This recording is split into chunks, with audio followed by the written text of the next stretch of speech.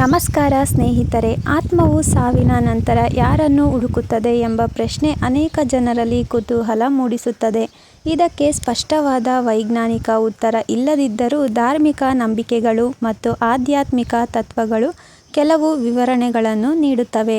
ಹಿಂದೂ ಧರ್ಮದ ಪ್ರಕಾರ ಮನುಷ್ಯನ ದೇಹ ಸಾಯಬಹುದು, ಆದರೆ ಆತ್ಮ ಶಾಶ್ವತ.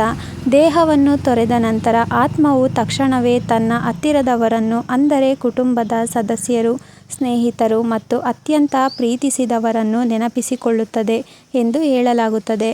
ಜೀವನದಲ್ಲಿ ಇದ್ದ ಬಂಧಗಳು ಮತ್ತು ಭಾವನೆಗಳು ಆತ್ಮದ ಮೇಲೆ ಪರಿಣಾಮ ಬೀರುತ್ತವೆ. ಆದ್ದರಿಂದ ಆತ್ಮವು ಕೆಲವು ಕಾಲ ತನ್ನ ಮನೆ, ತನ್ನ ಕುಟುಂಬ ಮತ್ತು ತನಗೆ ಪರಿಚಿತವಾದ ಸ್ಥಳಗಳ ಸುತ್ತಲೂ ಇರಬಹುದು ಎಂಬ ನಂಬಿಕೆಯಿದೆ. ಕೆಲವು ಜನಪದ ನಂಬಿಕೆಗಳ ಪ್ರಕಾರ ಆತ್ಮವು ತನ್ನ ಅಪೂರ್ವ ಆಸೆಗಳು ಅಥವಾ ಅಪೂರ್ಣ ಕೆಲಸಗಳ ಕಾರಣದಿಂದ ಈ ಲೋಕದಲ್ಲೇ ಉಳಿಯುತ್ತದೆ. ಉದಾಹರಣೆಗೆ, ಯಾರಾದರೂ ವ್ಯಕ್ತಿಗೆ ಬಹಳ ಪ್ರೀತಿ ಇದ್ದರೆ ಅಥವಾ ಯಾವುದಾದರೂ ಮಹತ್ವದ ಕಾರ್ಯವನ್ನು ಪೂರ್ಣಗೊಳಿಸದೇ ಇದ್ದರೆ ಆ ಆತ್ಮವು ಆ ಸಂಬಂಧಗಳನ್ನು ಅಥವಾ ಆ ಕೆಲಸವನ್ನು ಹುಡುಕುತ್ತಿರಬಹುದು. ಇದರಿಂದಲೇ ಅಲೆದಾಡುವ ಆತ್ಮ ಎಂಬ ಕಲ್ಪನೆ ಉಂಟಾಗಿದೆ. ಆದರೆ ಧಾರ್ಮಿಕ ಶಾಸ್ತ್ರಗಳು ಇನ್ನೊಂದು ಮಹತ್ವದ ವಿಷಯವನ್ನು ಹೇಳುತ್ತದೆ. ಅವುಗಳ ಪ್ರಕಾರ ಆತ್ಮವು ನಿಧಾನವಾಗಿ ಈ ಭೌತಿಕ ಲೋಕದ ಬಂಧಗಳಿಂದ ದೂರವಾಗುತ್ತದೆ. ಶ್ರಾದ್ದ, ಪಿಂಡ ಪ್ರದಾನ ಇತ್ಯಾದಿ ಕ್ರಿಯೆಗಳು ಆತ್ಮಕ್ಕೆ ಶಾಂತಿ ದೊರಕಲು ಸಹಾಯ ಮಾಡುತ್ತವೆ ಎಂದು ನಂಬಲಾಗುತ್ತದೆ. ಈ ವಿಧಿಗಳ ಮೂಲಕ ಆತ್ಮವು ತನ್ನ ಪ್ರಯಾಣವನ್ನು ಮುಂದುವರಿಸಿ ಹೊಸ ಜನ್ಮವನ್ನು ಪಡೆಯಲು ಅಥವಾ ಮೋಕ್ಷದ ಕಡೆಗೆ ಸಾಗಲು ಸಾಧ್ಯವಾಗುತ್ತದೆ.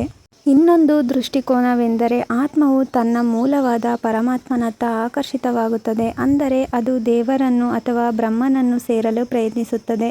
ಈ ತತ್ವದ ಪ್ರಕಾರ ಜೀವನದಲ್ಲಿ ನಾವು ಮಾಡಿದ ಕರ್ಮಗಳು ಆತ್ಮದ ಮುಂದಿನ ಗತಿಯನ್ನು ನಿರ್ಧರಿಸುತ್ತವೆ. ಒಳ್ಳೆಯ ಕರ್ಮಗಳು ಆತ್ಮವನ್ನು ಉನ್ನತ ಸ್ಥಿತಿಗೆ ಕೊಂಡೊಯ್ಯುತ್ತವೆ. ಕೆಟ್ಟ ಕರ್ಮಗಳು ಮತ್ತೆ ಜನ್ಮಚಕ್ರದಲ್ಲಿ ಸಿಲುಕಿಸುತ್ತವೆ. ಆಧುನಿಕ ವಿಜ್ಞಾನವು ಈ ವಿಷಯವನ್ನು ಇನ್ನೂ ಸಂಪೂರ್ಣವಾಗಿ ಅರ್ಥಮಾಡಿಕೊಳ್ಳಲು ಸಾಧ್ಯವಾಗಿಲ್ಲ. ವಿಜ್ಞಾನಿಗಳ ಪ್ರಕಾರ ಮರಣದ ನಂತರ ಏನಾಗುತ್ತದೆ ಎಂಬುದು ಸ್ಪಷ್ಟವಾಗಿ ಸಾಬೀತಾಗಿಲ್ಲ.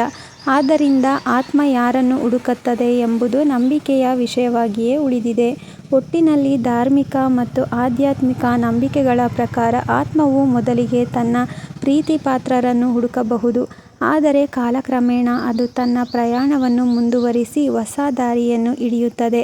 ಈ ವಿಚಾರದಲ್ಲಿ ಪ್ರತಿಯೊಬ್ಬರ ನಂಬಿಕೆ ವಿಭಿನ್ನವಾಗಿರಬಹುದು, ಆದರೆ ಒಂದು ಸತ್ಯ ಎಂದರೆ ಜೀವನದಲ್ಲಿ ನಾವು ನಿರ್ಮಿಸುವ ಪ್ರೀತಿ ಮತ್ತು ಬಂಧಗಳು ಬಹಳ ಮಹತ್ವದ್ದಾಗಿವೆ.